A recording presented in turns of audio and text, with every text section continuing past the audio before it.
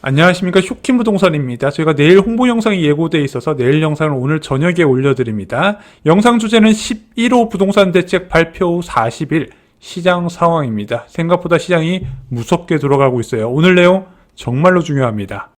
11호 부동산 대책 발표 후 40일 사상 초유의 광범위 3중 규제였습니다.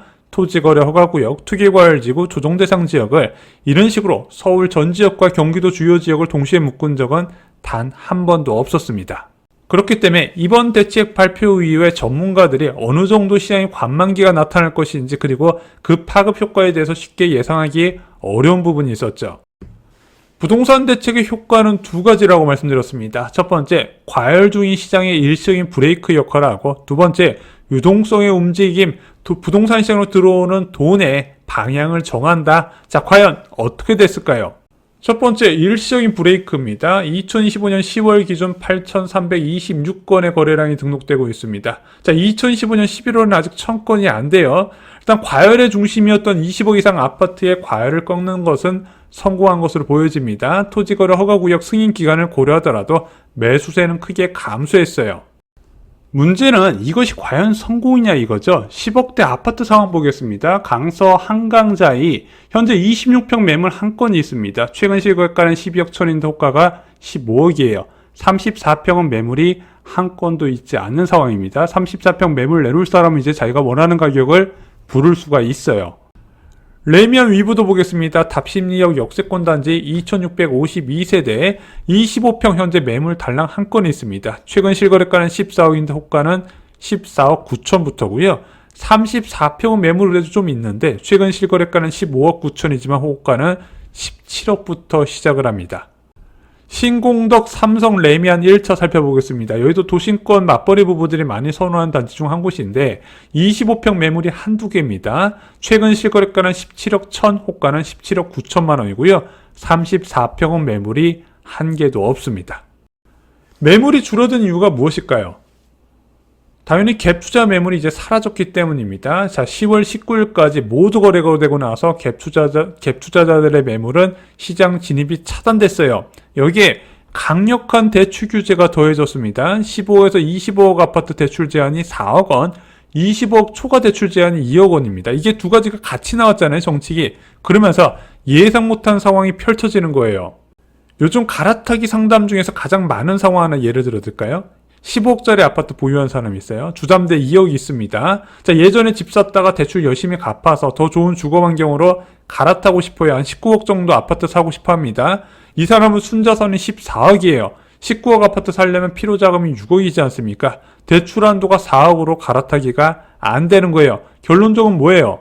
그냥 눌러 앉게 된다는 거죠. 현재 10억대 부동산에 일어나는 일, 매물 급감이 공통적으로 나타나고 있습니다. 그렇다고 20억 초과하는 아파트가 매물이 늘어나지 않아요. 거기도 똑같이 감소했어요. 왜? 거기도 똑같이 갭 투자 매물 유입 차단됐고 갈아타기가 차단됐기 때문이죠. 그래서 실거래가보다 높은 호가가 유지되는 단지가 대부분이고요. 반면 이제 겨울이 오지 않았습니까? 전세 만기 무주택자들이 적극적인 내 집 마련 모색을 시작한 거예요. 전세금에 돈이 다 묶여있는 이제 전세 세입자들은요, 2년에 한 번 주택을 구입할 수 있거든요. 2년 사이에 수도권 집값이 어마어마하게 오르지 않았습니까? 그러면서 본격적으로 나섰는데 매물을 넣고 호가는 오르다 보니까 그래, 이거라도 사자 하면서 지금 부동산 대책 1-2개월 동안 관망 후에 하나둘씩 거래가 됐고 이것이 자꾸 신고가로 이어지고 있다는 겁니다. 10억대가 신고가가 찍히니까 20억대도 조정이 안 되는 거예요.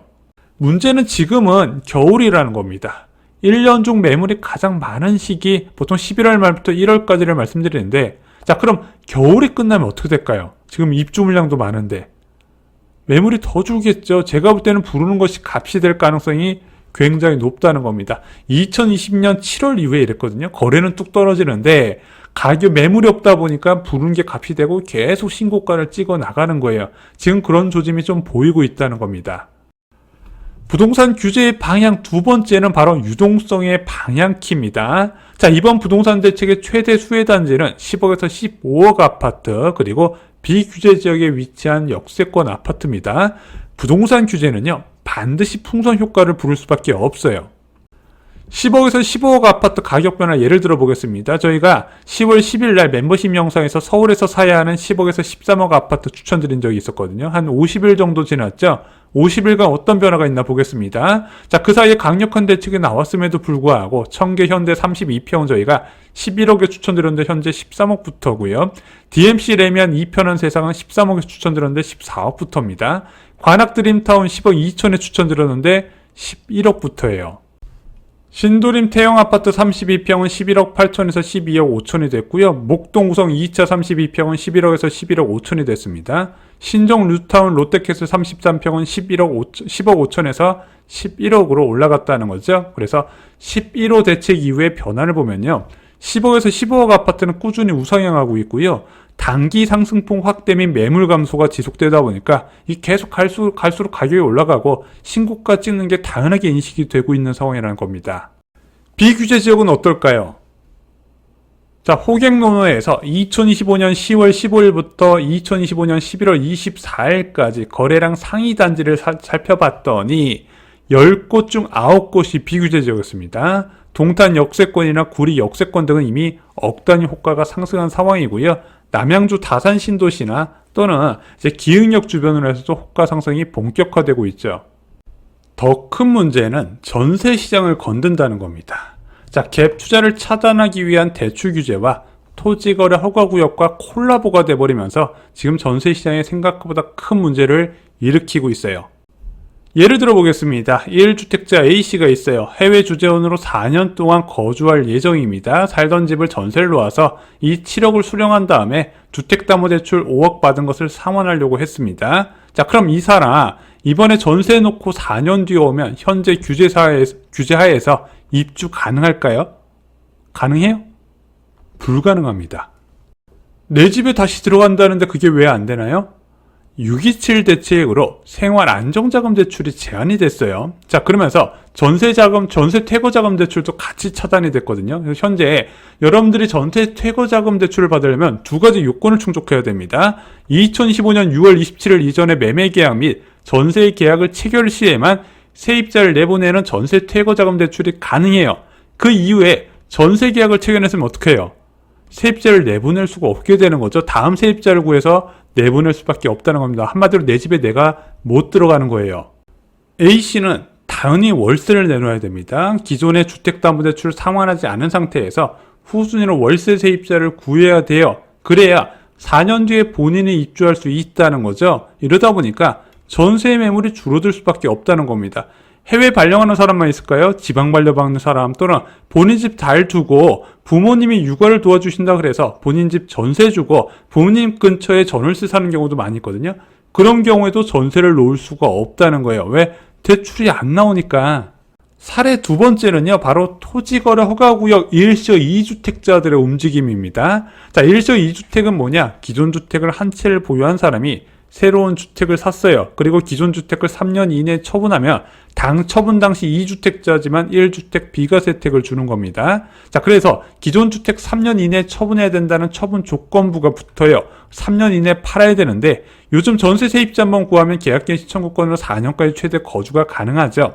토지거래 허가구역으로 지정이 안 됐으면요, 그냥 세입자가 있는 상태에서 매도가 가능했지만 토지거래 허가구역에서는 세입자 동의가 있어야 매도가 가능합니다. 그래서 원래 토지거래 허가구역 지정 안 된 곳은요, 변경된 임대인이 계약갱신 청구권 기간 내에 등기만 하면은 거절하고 본인이 들어가 살 수 있었는데 이제는 그게 안 돼요. 토지거래 허가구역 상에서는. 그럼 어떻게 생각합니까? 이 토지거래 허가구역 1시 2주택자가 기존 주택을 어떤 식으로 처분할 것이냐? 단기 월세로 내놓거나 공실로 두는 경우가 많이 있다는 겁니다. 생각보다 이런 경우가 많이 있어요. 3년 이내에 못 판다는, 세입자 때문에 못 판다는 공포가 되게 크게 작용을 한다는 거죠. 물론 충분한 자금이 있어야 가능한 선택지지만 이런 사람들이 꽤 많이 있다는 것도 체크를 하셔야 됩니다. 627 대책과 11호 대책의 결과 볼까요? 전세 매물 감소와 월세 매물 증가를 했습니다. 왜냐하면 627 부동산 대책은 대출로 갭 투자자를 차단하려고 했던 목적이고 11호 부동산 대책은 아예 갭 투자 자체, 갭 새낀 매물을 못 팔게 하는 정책이지 않습니까? 그게 두 개가 지금 짬뽕되면서 결과를 만들고 있는 거예요. 야, 근데 월세 매물 증가한 거 시장에서 외면하면 되는데 지금 1주택자 전세 대출 제한이 또 추가되지 않았습니까? 그러면서 월세 수요가 증가하네 순수하게 전세를 찾는 사람들이 전세 매물 부족으로 가격 상승 부담을 경험하고 있다는 겁니다. 앞으로 전세시장 불안 가능성 확산될 거예요. 내년 여름, 가을 되면 저는 지금보다 더 심각할 거다 생각을 합니다. 무주택자가 강력한 규제에 환호해야 될까요? 부동산 대책은 대중이 살 수 있는 아파트 가격을 올리는 겁니다. 자, 617 부동산 대책 이전엔 30억 아파트의 초강세, 627 대책 이후에는 20억대 아파트 초강세, 10억에서 11호 부동산 대책 이후에는 10억대 아파트 초강세가 나타나고 있죠. 자, 여기에 지금 정책 중 일부는요, 전세시장 불안도 만들고 있다는 거 알고 계셔야 될 것 같습니다. 오늘 영상 결론 말씀드리겠습니다. 11호 대책 후 풍선 효과가 본격화됐어요. 고가 아파트의 매물 품귀 현상으로 신고가 행진이 이어지고 있습니다. 자, 10억대 아파트 강세가 이어지고 비규제 지역 수요가 급등을 하면서 풍선 효과가 톡톡히 나타나고 있어요. 자, 대출 및 거래 규제로 전세 매물 감소가 이어지다 보니까 지금 이번 부동산 대책이 예상 못한 결과가 계속 발생하고 있다. 그래서 굉장히 심각한 상황이다까지 말씀을 드릴 수 있을 것 같습니다. 오늘 준비한 소식은 여기까지입니다. 11월 22일 멤버십 영상에서 1억대로 살 수 있는 비규제적 최고의 투자처 6곳을 정리를 드렸습니다. 자, 지금 갈아타기가 막히면서 이제 비규제적 투자 문의가 계속 늘어나고 있거든요. 어떤 곳에 먼저 관심을 가지셔야 되는지 멤버십 영상에서 체크를 하시기 바랍니다. 오늘 준비한 소식은 여기까지입니다. 내일 홍보 영상이 있다는 점 좀 양해를 부탁드립니다. 감사합니다.